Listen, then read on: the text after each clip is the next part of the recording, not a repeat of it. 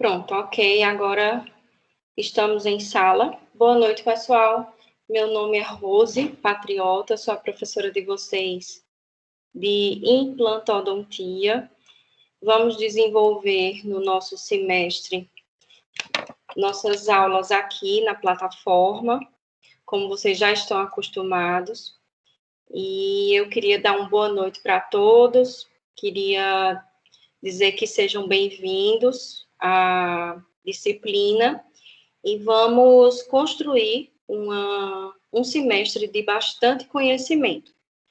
Falar um pouquinho sobre mim, né? Eu sou graduada em odontologia pela SES, Caruaru, no ano de 2003. Sou especialista pela São Leopoldo Mandique, Campinas, São Paulo, mestre e doutora na área de implantodontia, né? O meu doutorado também fiz na faculdade, uma parte da minha tese na faculdade da USP, outra parte na Unip e outra parte na Universidade de Rochester, nos Estados Unidos. Eu fui professora de periodontia da Universidade Federal, em Recife, coordenei curso de especialização na Faculdade de Odontologia do Recife, escrevi alguns capítulos de livro, junto com os meus colegas do mestrado e doutorado, um livro mais na área básica, outro livro na área mais avançada da implantodontia. Fui coordenadora de sala do Congresso de 20 anos de osseointegração no Brasil, em 2011. Juntamente com minha equipe de trabalho, no grupo Patriota de Odontologia, ganhamos o prêmio de inteligência empresarial do Jornal do Comércio na área de odontologia. Sou professora hoje de vocês, na Uninasal, e também sou professora hoje, atualmente, no grupo de especialização em implantodontia do grupo Focus, em Teresina, no Piauí. É um currículo bem grande, né, mas não é maior do que todo o convívio que eu tive e todo o crescimento que eu tive com os meus colegas em todos esses anos que eu construí toda essa história.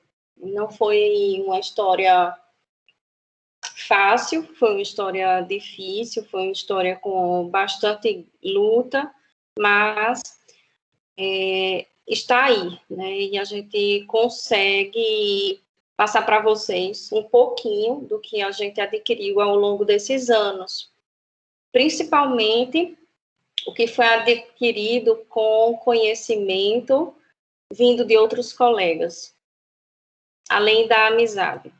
Então, a ementa da nossa disciplina é proporcionar a vocês, alunos, o conhecimento teórico sobre os princípios básicos da implantodontia, tanto da fase cirúrgica quanto da fase protética, ampliando o conhecimento de vocês para mais uma opção de reabilitação bucal.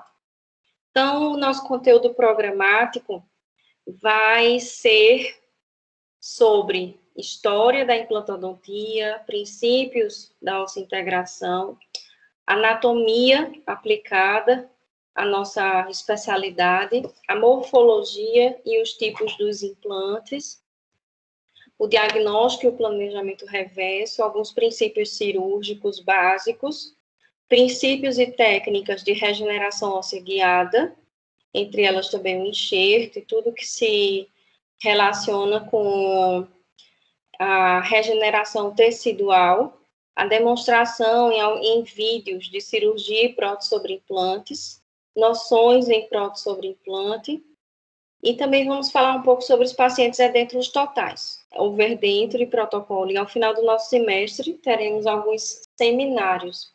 Não sei se bem ao final, talvez no meio do semestre. Bem, eu começo falando sobre a terminologia dos implantes, né, que nós estudamos e vamos fazer no nosso curso a implantologia, que é o estudo dos implantes dentários, que é diferente da implantodontia. A implantodontia é o ato de fazer implantes dentários. Então, Como não temos nada prático no semestre todo, nós vamos ter apenas o estudo dos implantes dentários. Não temos lista de instrumentais. Deixa eu olhar aqui para vocês, ver se vocês já entraram. Não, apenas Rômulo está em sala. Temos as nossas avaliações, a AV1 vai ser teórica e 20% prática. Alguns trabalhos ao longo do semestre eu vou enviar para vocês, tá? Vai ser em forma de perguntas e respostas que vocês vão respondendo ao longo do semestre, assim que forem dadas as aulas. Esses trabalhos eu vou ainda decidir se vai valer nota ou não, tá? Se vocês se comportarem bem, a gente pode até inserir um pontinho ou outro nos nossos trabalhos. A nossa segunda chamada pode ser oral ou teórica. Né? Se for online, no caso, eu até queria conversar com vocês a respeito de segunda chamada.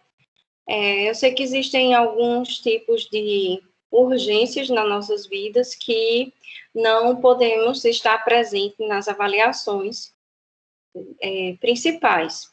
Mas eu queria dizer para vocês que as segundas chamadas, elas não são boas, nem para vocês e nem para mim, porque é mais a segunda chamada, ela envolve todo o conteúdo, ela é mais difícil. Então, ela pode ser oral, somente eu e o aluno, ela pode ser teórica.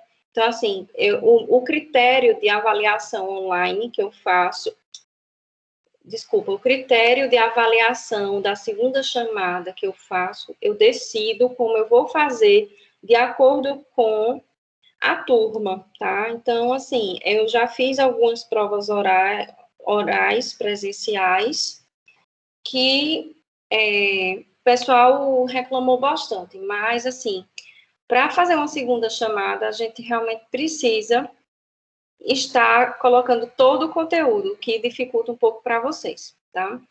Então, por exemplo, né, algumas solicitações de alunos que eu não vou responder via Instagram, são algumas solicitações. Olha, professora, para a segunda chamada, será apenas o assunto da AV1 ou todo o assunto? Boa noite, todo o assunto. Eu não preciso nem responder, né? Bom dia, peço encarecidamente uma revisão da minha nota, professora. Apareceu no portal 0,9.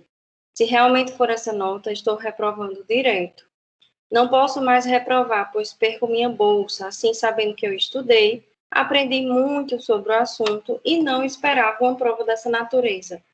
Sei que meu rendimento seria outro se fosse outro tipo de prova.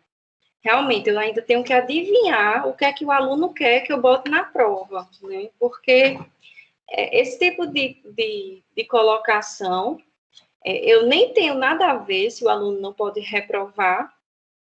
Ele sabe que ele estudou, mas eu sei que ele não estudou, porque se ele tirou 0,9 numa prova, ele não estudou. Se ele aprendeu muito sobre o assunto, ótimo, mas se ele não esperava uma prova dessa natureza, eu realmente não sei que tipo de prova ele esperava. Então, eu precisava tirar pelo menos 8, somando a AV1 e a AV2. Peço, por gentileza, uma revisão, obrigada. Sim, a gente sabe que somando a AV1 e a AV2, a gente sabe que ele precisa tirar pelo menos 8, né? Então, a nota eu não posso mudar, não sou eu que dou a nota para vocês que se dão a nota. Então, vocês precisam realmente ter a consciência de serem bons estudantes. Boa tarde, quer dizer que eu vou reprovar por faltas? A senhora não pode simplesmente ir lá no portal e tirar 2 faltas, não, professora? Não, eu não posso fazer isso, eu não vou tirar falta de ninguém. Não vou colocar falta em ninguém. É vocês que faltam, é vocês que fazem toda a vida estudante de vocês. Então, algumas coisas acontecem na situação presencial que eu não tinha muito o que fazer, né? O aluno falta, eu preciso da falta. E eu entendo a situação de todo mundo, tenho tudo... eu sei que as coisas são complicadas para todo mundo, né? Então, eu sei que não é fácil, tem muitas pessoas que trabalham, mas que eu não vou abonar a falta, né? No caso, não é o caso que vocês estão online aqui, mas não vou fazer isso. Revisões de prova, vamos fazer antes da prova V1, uma revisão de todos os assuntos abordados, a revisão será na aula anterior à prova. Na minha prova, vocês terão a condição de ler essa prova tranquilamente em relação ao tempo. Eu só fico um pouco preocupada porque a minha prova ela é boa parte interpretativa, né? Então, o aluno precisa pensar no que ele está lendo, analisar a pergunta da questão e depois responder. Ao longo das aulas, serão enviados todos os assuntos, referências bibliográficas, pelo comitê colegiado. Quando o assunto for muito grande, eu envio pelo Dropbox, ou pelo e-mail, ou sugestão de livros. Por exemplo, alguns alunos no Dropbox, que eu fiz nos semestres passados, em que nós estávamos online, alguns alunos me pediram acesso ao Dropbox 22 horas antes de eu aplicar uma prova final. Quer dizer que todos os assuntos ao longo do semestre que foram disponibilizados para os alunos, teve aluno que não teve o mínimo de interesse de ir lá no Dropbox e baixar os arquivos das aulas. Então, assim, como é que eu vou aprovar um aluno desse, né? E ainda me pedem algumas coisas que são meio impossíveis. Então, alguns seminários vão ser realizados ao longo do semestre. Não sei se ao final, mas talvez no meio. Ou ao final do semestre, isso aí a gente vai decidir. A turma será dividida em grupos, a lista dos grupos será solicitada antes dos seminários aos líderes de turma. Vão ser 30 minutos de apresentação, todos os alunos daquele grupo vão apresentar. O seminário será realizado com introdução, desenvolvimento, uma discussão e uma conclusão. Na discussão, haverá citação e discussão de pelo menos 3 artigos nacionais ou internacionais, científicos do assunto, tá?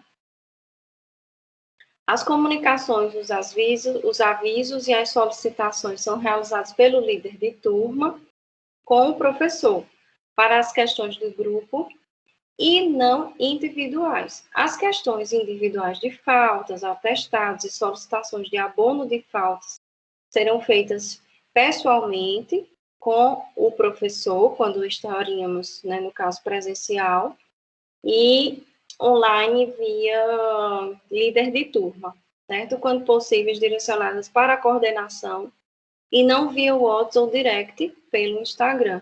Então, algumas questões que vocês tiverem que me pedir, vocês pedem através do líder de turma e daí eu falo com a coordenação do curso.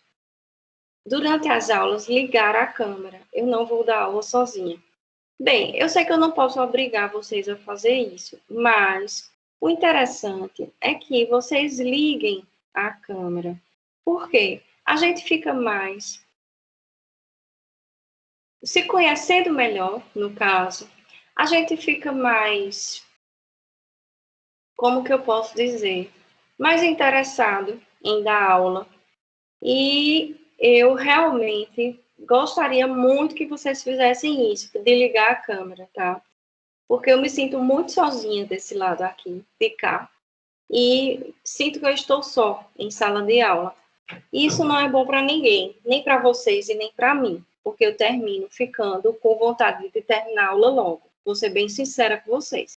Então, por favor, vocês liguem a câmera de vocês, quem quiser, claro, eu não vou obrigar, mas que isso é até uma questão de respeito e interação com o professor de vocês.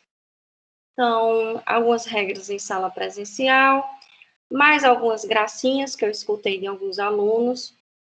Não é questão de provar, não, professora, é questão de abonar, por conta que eu estava doente, levei o atestado para apresentar, que eu realmente não tive como ir. Eu faltei na semana seguinte, levei o atestado para mostrar à senhora, a senhora disse que era no CRA. Fui lá no CRA, o rapaz escaneou o atestado e abriu o chamado. Agora o chamado foi deferido e acredito que é vocês que têm acesso e podem abonar. E é só o professor que pode fazer isso. Bem, pessoal, nem sempre o professor pode fazer tudo, tá? Muitas vezes, quando a gente coloca falta no portal, a gente não tem acesso de tirar mais. Então, algumas coisas é com o meu coordenador, e às vezes não é falta de boa vontade. A gente coloca, por isso, justamente, que a gente pede para os alunos estarem presentes em sala, principalmente aqui também online, porque a gente pode, de repente, fazer algum benefício em nome do aluno, na hora de fazer conversar com o coordenador sobre algum aluno que está precisando de nota lá na frente, algum aluno que está com problemas, né, de acesso ao portal. Então, assim, a gente vê o interesse do aluno. E realmente, se tiver atestado, ótimo. Se não tiver, a gente não pode fazer mais nada. Seguinte, outros alunos também ficam com um pouco de gracinha na sala de aula, né?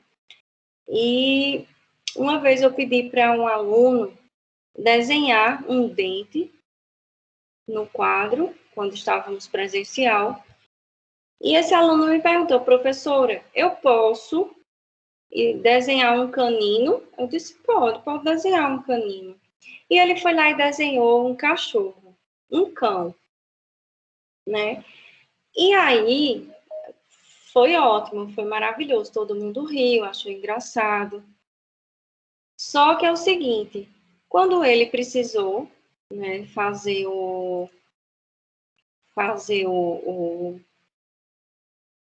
a solicitação dele, ele tinha tirado notas bastante ruins, não tinha passado, e ele mandou uma mensagem para mim. Professora, acabei de ver minha nota, veja se dá para me ajudar, professora, para fazer a final, pelo menos. E aí eu descontei, né? Eita, que o canino deu ruim. Quer dizer, são alunos que muitas vezes não respeitam o professor em sala de aula, ficam tirando brincadeira, né? E a gente, infelizmente, não pode fazer nada por esses alunos, né? Então, abre espaço para fazer um comentário desrespeitoso por conta de uma bobagem, né, que como junto ao professor. Então, eu não posso fazer nada por vocês. Eu não posso dar um jeitinho brasileiro. Eu não faço isso, tá? Eu exijo que vocês tenham respeito pela disciplina, da mesma forma que eu tenho respeito por vocês de estar aqui e dar a minha aula, porque eu fiquei muito tempo organizando essas aulas, pensando e estudando para dar ela para vocês. Então, também alguns alunos me pedindo para fazer verificação de nota, né? Tudo bem que às vezes a gente erra, pode até errar, mas geralmente as notas são essas mesmo que vocês estão acostumados a ver. É 5,5, é 4,5, né? Então, a gente às vezes vê os alunos, né, marcando viagens sem saber as notas que tiraram. Então, antes de vocês marcarem viagens e se descomprometerem com a disciplina de implante, vocês primeiro vejam quanto é que vocês tiraram. Vejam se realmente vocês estão sendo alunos ou estudantes, né? Porque existe uma diferença muito grande entre um aluno e um estudante. O aluno, ele pede meio ponto para passar. O estudante, ele quer saber exatamente onde ele perdeu o meio ponto. O aluno, ele é uma vítima do processo de aprendizagem. E o estudante, ele é responsável pelo seu aprendizado e busca se melhorar sempre, né? O aluno, ele coloca sempre a culpa no professor. O estudante, ele tem certeza que ele poderia ter sido melhor, que ele poderia ter estudado mais. O aluno, ele tenta decorar o conteúdo em dia antes da prova. E o estudante, ele tem um método organizado e uma rotina de estudos. O aluno, ele tenta decorar o conteúdo um dia antes da prova. O aluno, ele estuda para a prova e o estudante, ele estuda para a vida. O aluno, ele nem terminou de ler essa lista. E o estudante, ele está curtindo as férias antecipadas. Então, é bem assim, né, que a gente vê. Vocês viram que eu mostrei alguns prints para vocês de muitas pessoas que são alunas e não são realmente estudantes. Então, assim, se valorizem para que nós, professores, possamos valorizar vocês, tá? E vocês também valorizem o professor de vocês, porque hoje, se eu tivesse como eu posso falar? Hoje, se eu tivesse uma opinião, como é que eu posso falar?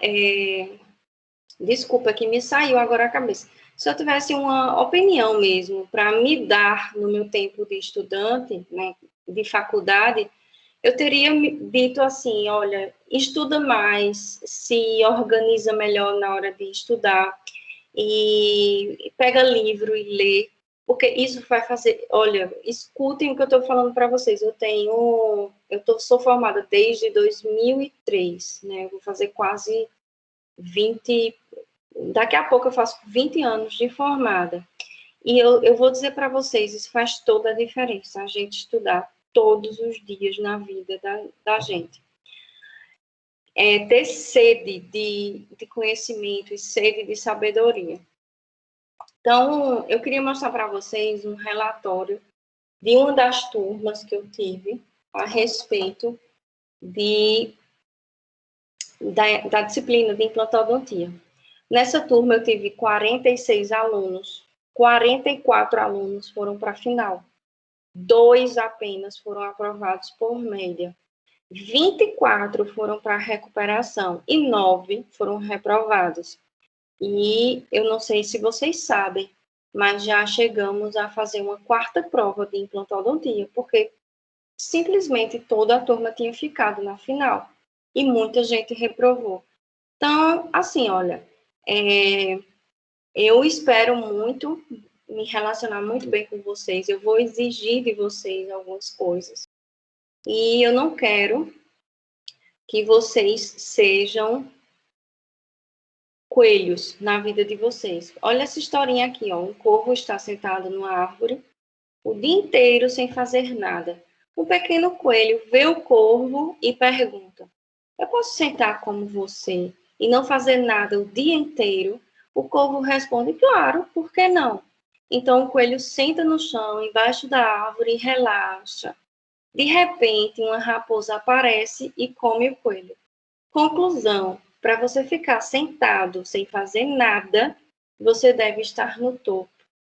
E olha, eu vou dizer para vocês, as pessoas que estão no topo, elas nunca ficam sentadas sem fazer nada.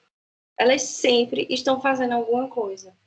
Porque para estar lá no topo, elas já fizeram muito. E sabem que nada sabem. E precisam sempre estar correndo atrás das coisas. Então, isso faz toda a diferença na vida da gente, tá? O vento, eu vou contar uma historinha agora para vocês, que um velejador ia para uma competição e viu que os ventos estavam desfavoráveis para a corrida. E aí ele, muito preocupado, chegou para o treinador dele e disse assim: treinador, o senhor viu o vento como está? Está muito ruim. E o treinador chegou para ele e disse assim: o vento está ruim somente para você? Ele disse: não, está ruim para todos. Aí ele disse: então você já me respondeu a pergunta.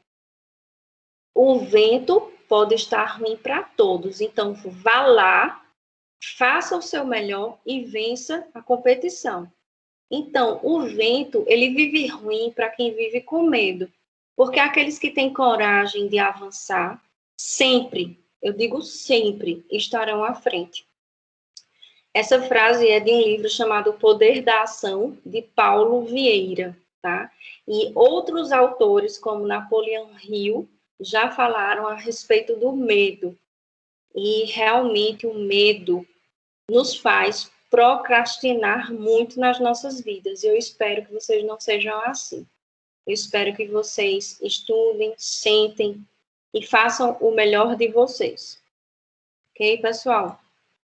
Essa é o nosso recado da Semana da Integração. E eu vou começar com vocês agora a respeito sobre o início da implantodontia. Então, vamos conversar um pouco sobre a história. Eu preciso muito falar sobre essa história com vocês, porque essa história ela é belíssima.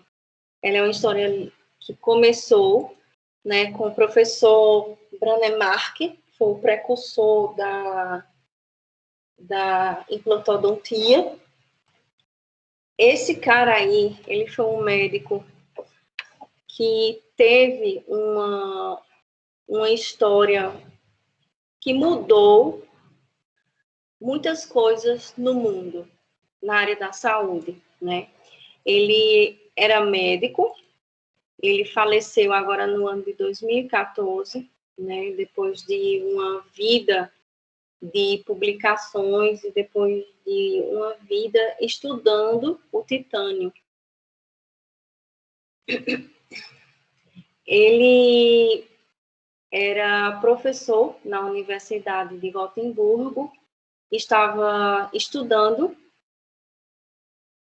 os coelhinhos, né? Uma câmara de titânio foi inserida dentro de uma tíbia de coelho e o professor Branemark, ao estudar a microcirculação dos coelhos, percebeu que aquela câmara de titânio, ao ter que retirar ela, estava unida ao osso do coelho.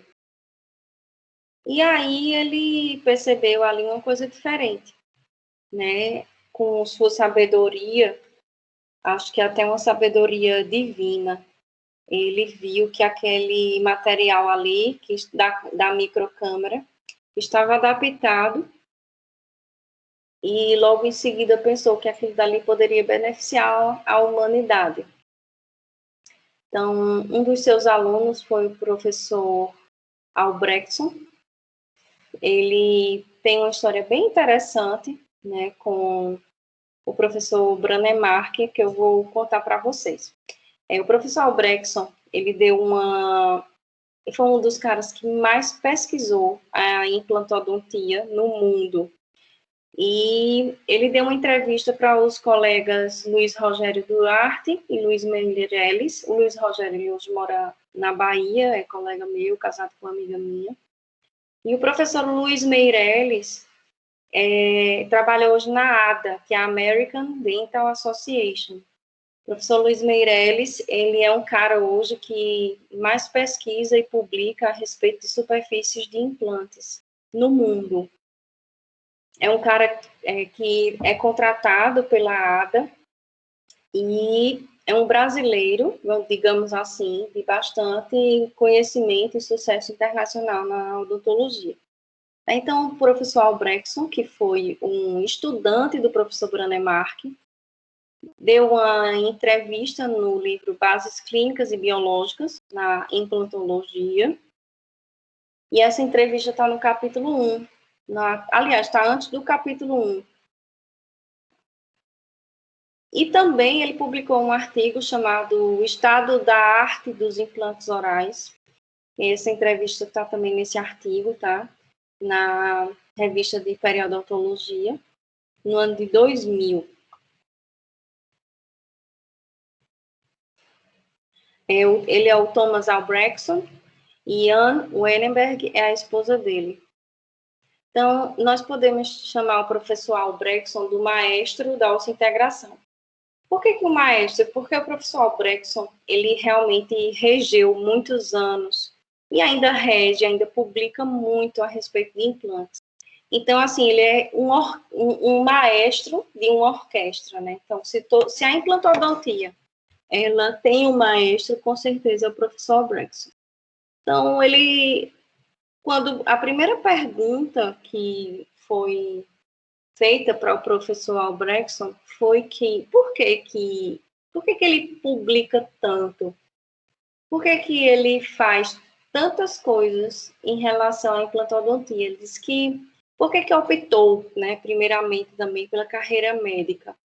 Ele optou pela carreira médica porque ele estudava medicina na faculdade do professor Branemark, quando o professor Branemark era professor. E aí ele sempre teve o interesse em responder cientificamente todas as perguntas clínicas que ele tinha dúvida. Então, é um cara que queria trabalhar em cima de evidência científica para todas as questões biológicas e questões clínicas que ele não entendia e não sabia na clínica médica. E daí ele tinha um irmão, o Jorge, que trabalhava no departamento como estagiário do professor Branemark. E o Jorge, ele era um aluno muito interessado, junto com o Goran, que também era um estagiário. E o Jorge estava lá no departamento e falou para o irmão dele, o professor Albrechtson, né, que tinha um professor que estava com bastante pesquisa clínica bem interessante e queria que ele desse uma passadinha lá no departamento para poder ele conhecer melhor as pesquisas científicas do professor Branemark, tá? E aí o professor Albrechtson foi lá no departamento para poder começar a estagiar. O Jorge, ele defendeu a sua tese de doutoramento com pesquisas em joelhos, o Goran com pesquisas em mãos, e todos eles envolveram o titânio, que era o material de trabalho do professor Branemark. E o Albrechtson começou a trabalhar com o titânio. Foi perguntado na entrevista se o grupo tinha alguma ideia de que a osseointegração iria tão longe, né, como estamos agora. E aí eles disseram que não, que apenas o professor Branemark tinha percebido a importância do que era a osseointegração desde o início.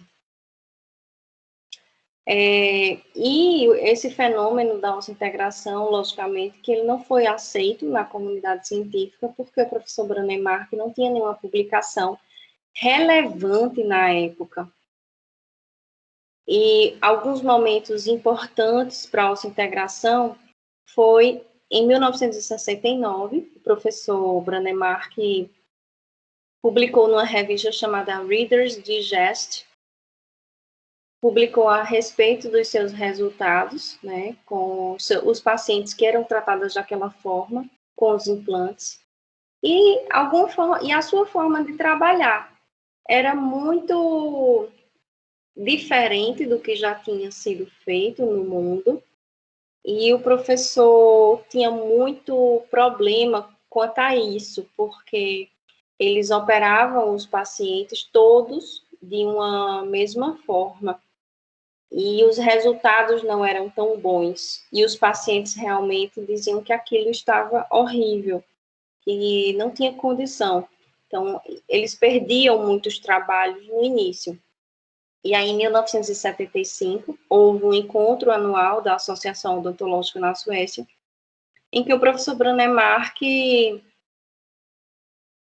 falou sobre os implantes dentários e algumas pessoas, inclusive um professor da área de prótese, acreditou no trabalho do professor Branemark.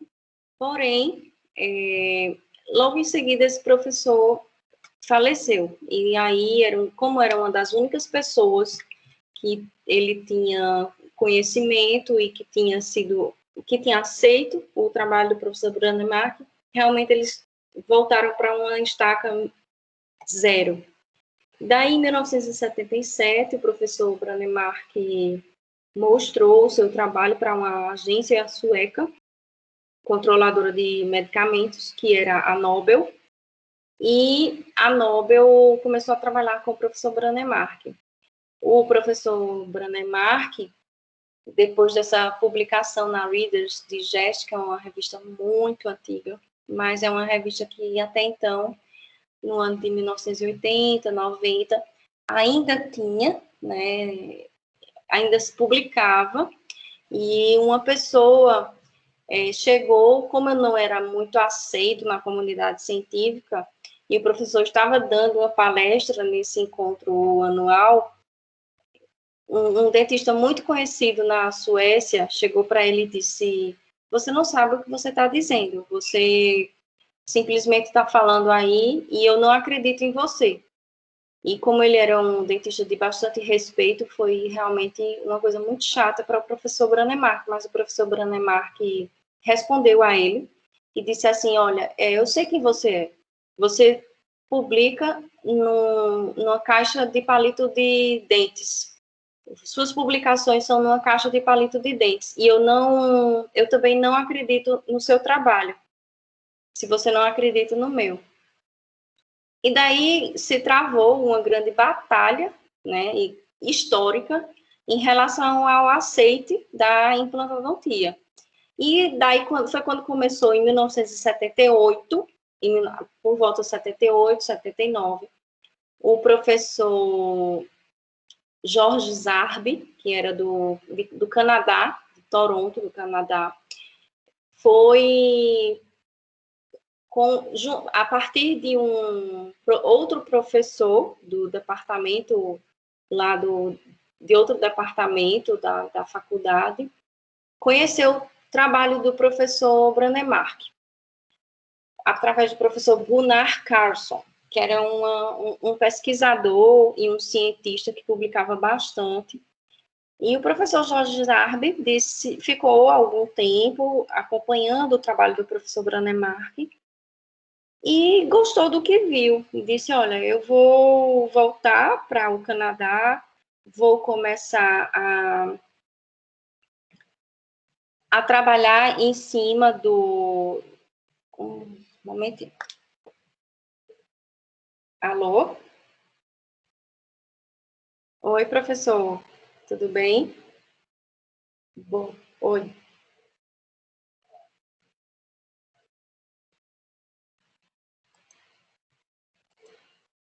Não tá mudo, não. Eu tô dando aula, não tá mudo. Ah, ninguém, não tem ninguém na minha sala.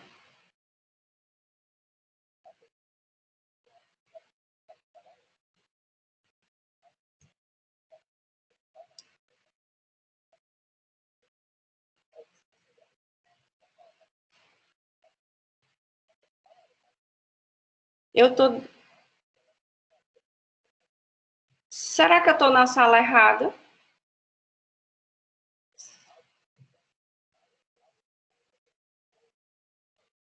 E eu tô dando aula. E assim, eu vou deixar gravado.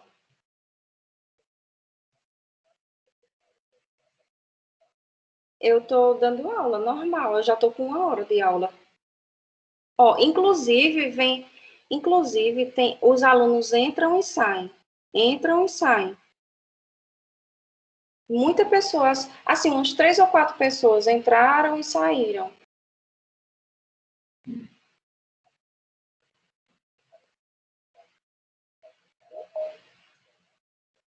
Ah, então deve ser.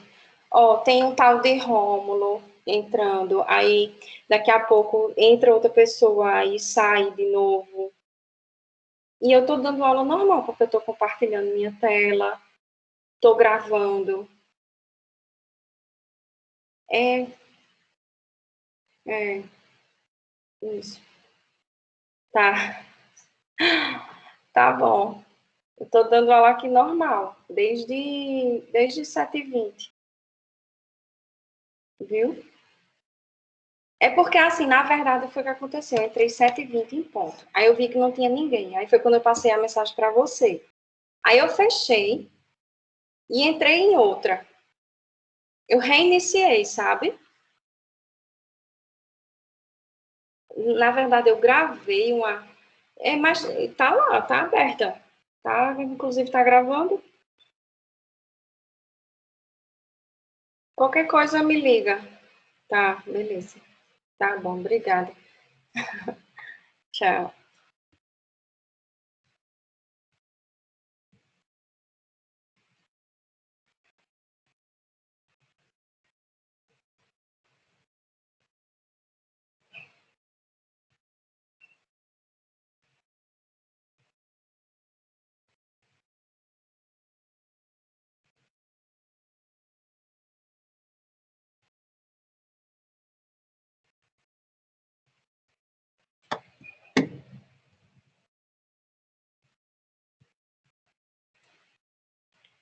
Então, pessoal, continuando aqui,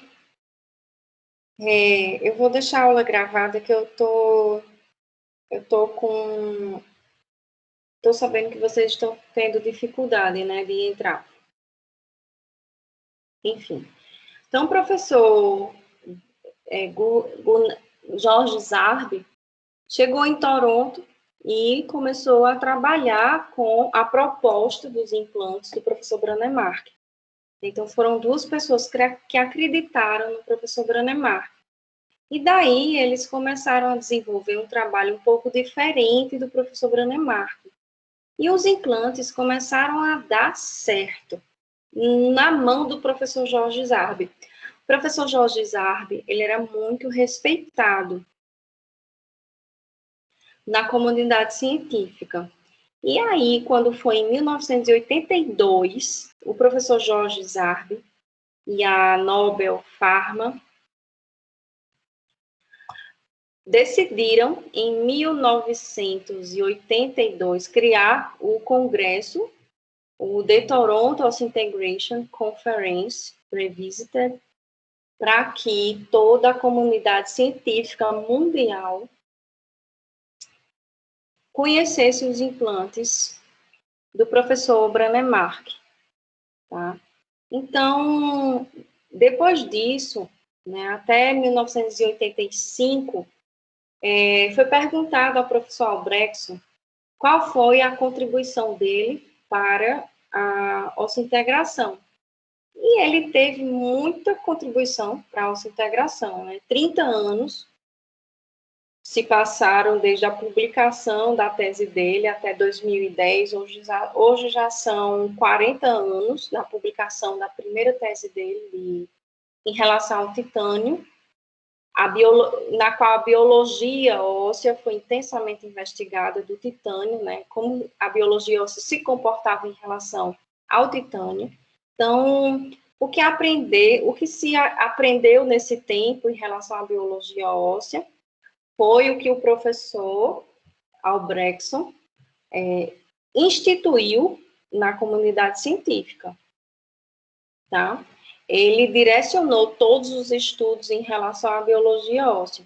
E aí, em 1981, foi publicado o primeiro estudo de 15 anos de acompanhamento dos implantes ósseo-integrados no tratamento para pacientes edêntulos, certo?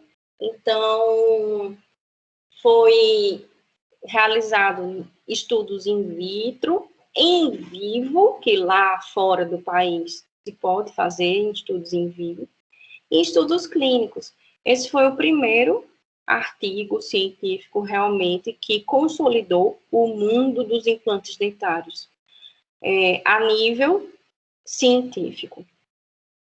Tá? Foi um artigo da década de 80. Então, vamos lá. Né? Em 1981, o professor Albrechtson publicou algumas diretrizes a respeito dos implantes dentários, tá?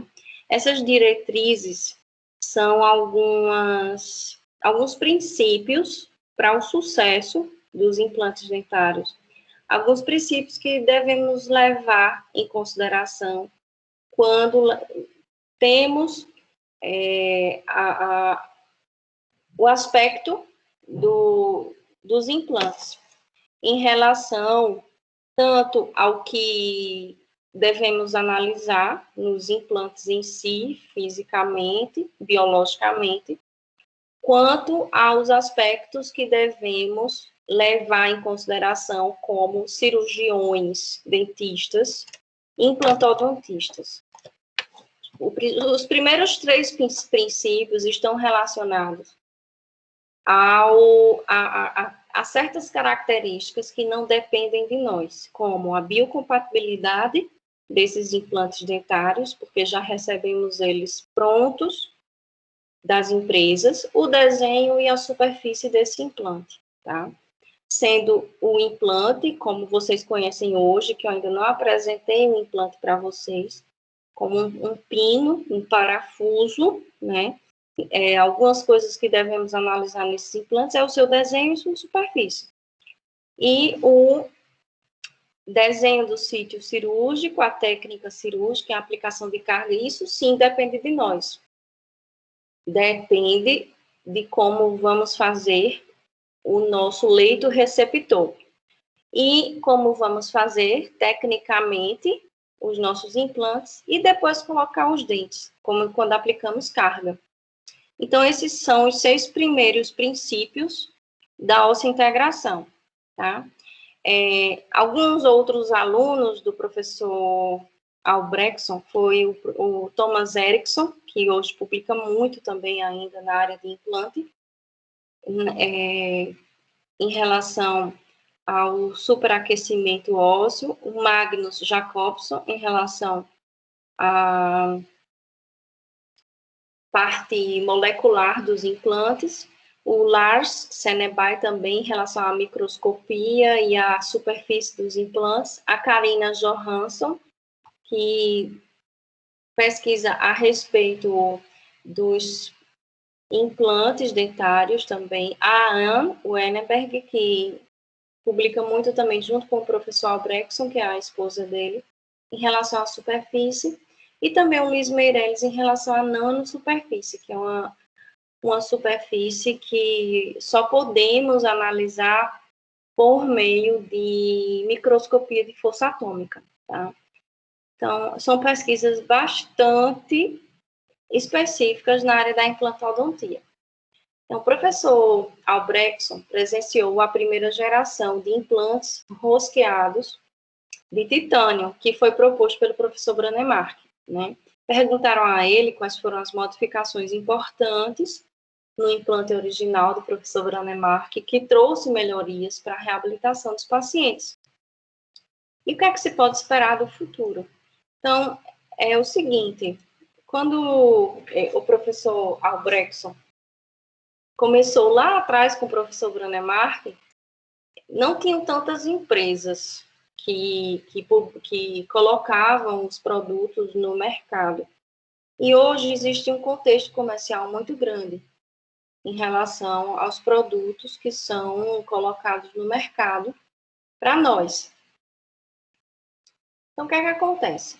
Existe esse contexto comercial que devemos ter um pouco de cuidado em relação a isso, porque muitas vezes as empresas colocam no mercado alguns produtos que não devemos confiar, porque não tem embasamento científico. Então, ele diz que nós devemos ter bastante cuidado em relação a isso. Isso modificou bastante desde o tempo que ele estava estudando e que só tinha apenas 1 ou 2 ou 3 modelos de implante no mundo, né? Então, o professor Albrechtson diz que devemos ter bastante cuidado em relação às propostas comerciais de todas as empresas e termos bastante critério na hora de escolhermos os nossos implantes em relação à ciência, do que está comprovado e do que não está comprovado, conhecendo a melhor alternativa reabilitadora que respeite o organismo e respeite a biologia.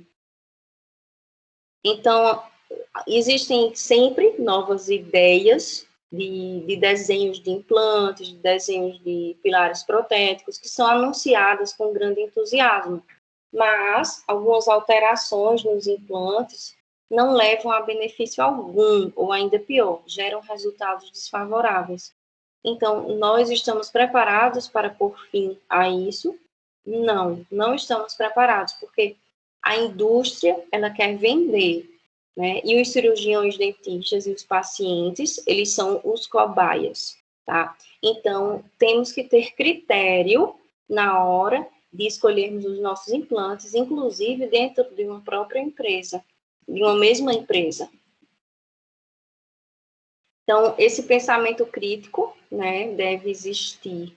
Essa atitude sem crítica, ela deve ser deixada de lado.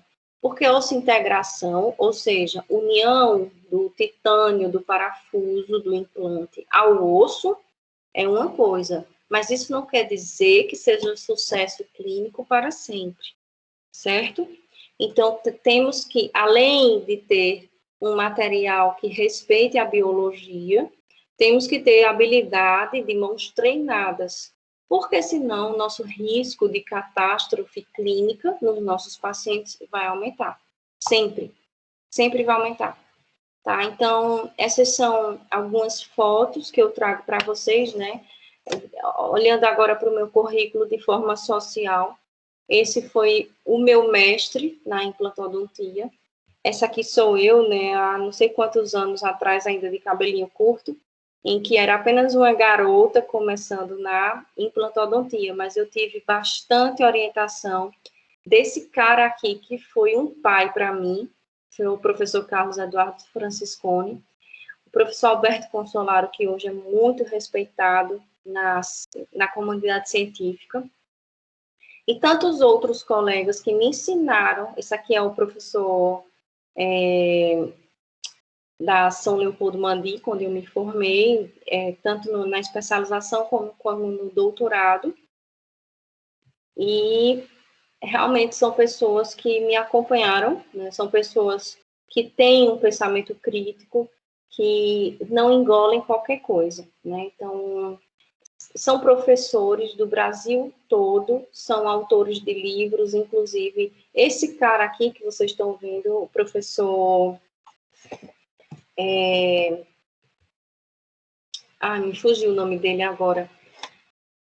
Nossa, ele formou comigo, é o esposo da Ariadne, José Carlos Rosa. O José Carlos Rosa, ele tem 48 livros publicados de uma técnica em todas as línguas, nesse percurso dele, né, mundial. Já deu palestra em mais de 100 países aí a respeito da técnica dele, difundiu a técnica dele, é o criador da técnica de RDI. E ele foi colega meu da minha turma. Então, assim, é com muito orgulho que eu tenho esse currículo social e grandes amigos na área da implantodontia. Eu vi esse cara aqui operando e iniciando a carreira dele no nosso doutorado, que foi quando ele começou a desenvolver a tese dele e que partiu para a publicação do livro dele. Então, a osso-integração, né, nós temos que pensar no processo como um processo que precisa ser respeitado, né, que precisa ser avaliado sempre, com radiografias periapicais, padronizações de métodos, para que o nosso osso receptor receba esse implante da melhor forma biológica possível, sem termos perdas e tendo manutenção a longo prazo. E realmente saber o que utilizamos nos nossos pacientes, né? Sem exagerar, sem ter incorretas atitudes e sempre adequar os nossos tratamentos ao que melhor se encaixa e nas indicações dos nossos pacientes, certo? Porque a integração é um processo que precisa ser respeitado. Então, continuando na pergunta, na pesquisa aqui, na entrevista do professor, foi perguntado para ele, seus trabalhos científicos alteraram o curso do desenvolvimento da reabilitação com implantes e também os métodos da avaliação do tratamento. Como é possível, ao longo de tantos anos, continuar inovando, mantendo uma qualidade sólida na pesquisa? E ele disse que nunca ele fez nada sozinho, ele sempre fez com a equipe dele. Então, para vocês entenderem que a gente nunca faz nada só, a gente sempre tem uma equipe, sempre tem que trabalhar em equipe, sempre tem que respeitar o próximo. E, na verdade, essa entrevista dele, ele não só nos ensinou a respeito da história da implantodontia, mas ele nos ensinou também o respeito ao próximo. Então, vamos falar um pouco da carga imediata, que é um tema que é bastante interessante, né, onde colocamos dente imediatamente nos nossos implantes. Existem algumas teses, como a do Dr. Ostman, que foi defendida no final de 2007, comprovando o sucesso da carga imediata. Então, como explicar essa aparente dicotomia? Carga imediata versus estabilidade inicial. Então, assim, pessoal, vocês não entendem ainda muito sobre implante, né, mas vocês já podem entender um pouco sobre o que é a implantodontia, somente com essa conversa, né? A estabilidade inicial dos implantes dentários, ou seja, aquela estabilidade quando nós colocamos o parafuso e esse parafuso ele fica estável na boca do paciente. É como se a gente fosse colocar um quadro numa parede e esse quadro na parede, ele precisa de um apoio para poder aquele quadro ficar ali sem cair, certo? Então, o princípio de estabilidade inicial do implante é a mesma coisa. Nós precisamos estabilizar esse implante com uma determinada força no osso, né? Estabilizar esse parafuso no osso do paciente. E a carga imediata, ela só é aplicada quando nós temos essa estabilidade. Se não termos essa estabilidade, não podemos aplicar a carga imediata. Então, realmente, desde 2007, quando essa tese foi defendida, a carga imediata ela funciona, sim, só que para ela existir, nós precisamos dessa estabilidade inicial dos implantes, certo? Porque quando antigamente se fazia o rosqueamento do implante, nós deveríamos ter 100 milímetros no máximo, de mobilidade dos implantes, né? E daí, hoje em dia, a gente sabe que o torque necessário, o aperto necessário, foi transformado de 100 milímetros para 32 newtons, que é uma unidade de força utilizada para a estabilidade dos implantes, certo? Então, algumas outras pesquisas em outros laboratórios diferentes do professor Albrechtson publicaram que essa estabilidade deveria ser até 100 milímetros, mas hoje em dia a gente sabe que são 32 newtons. Então, uma das coisas que a gente precisa saber é a respeito do futuro, né, para a pesquisa de implantes osseointegráveis. A ciência, ela tá estagnada? Não, a ciência ela não está estagnada, né? E pergunta ao professor, né, o que é o futuro da pesquisa sobre implantes? Já se pesquisou tudo? Não.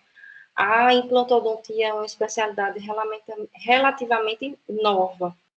E para os implantes, o que é que se estuda? Se estuda a superfície dele, tanto a macrosuperfície quanto a microsuperfície, o desenho dos implantes, e para o organismo se estuda como guiar os tecidos, se estuda como guiar para se fazer células-tronco, né? E se pesquisa a biologia tecidual para que se entenda que haja uma completa integração dos implantes junto ao organismo, tanto de uma forma funcional como de uma forma biológica, para que se tenha uma estabilidade a longo prazo. Então, o professor Albrechtson, ele fala que no começo foi muito difícil. No começo, ele e o professor Brannemark não sabiam como trabalhar com os implantes. E eles admitem que erraram em vários aspectos, mas com a união com outros grupos de estudo, tanto canadenses quanto brasileiros, hoje se sabe muito sobre os implantes. Hoje a ciência avançou bastante e hoje temos critérios de instalação, critérios de trabalho, em que os implantes dentários estão consolidados mundialmente, tá? E olha o professor Albrechtson aqui, né? Esse aqui foi o congresso de osseointegração dos 20 anos de osseointegração. A gente fazia parte da comissão organizadora e eu tive a honra e o prazer de ter essa foto, né, acrescentada ao meu currículo social. É uma foto histórica com o professor Albrechtson. Ele veio aqui, inclusive, no ano de 2000, acho que 2019, foi no Congresso da Bahia. Eu não tive a oportunidade aliás, tive a oportunidade de vê-lo pessoalmente, de tirar foto novamente. E ele, uma vez ou outra, ele sempre está por aqui. E aqui foi eu coordenando o congresso em 2011.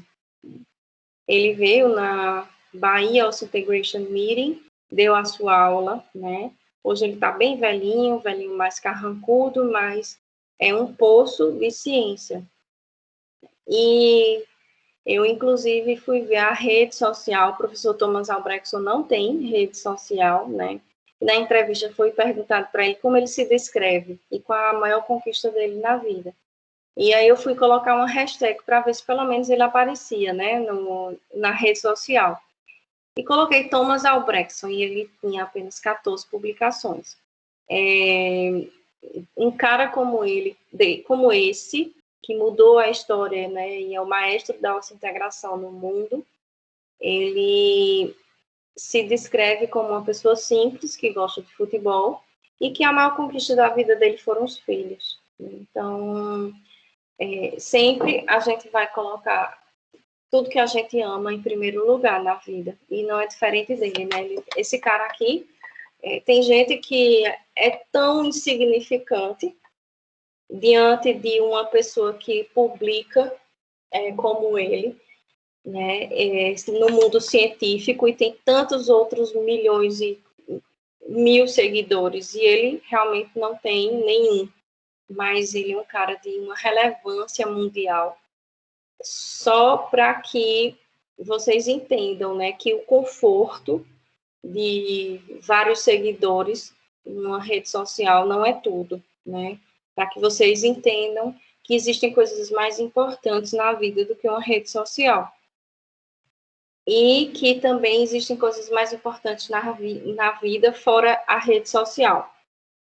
Tá, pessoal? Então, hoje é isso que eu queria passar para vocês. Infelizmente, eu sei que tiveram algumas pessoas que tiveram uma dificuldade de entrar na sala, e eu entendo porque Essa é a primeira aula, a primeira semana.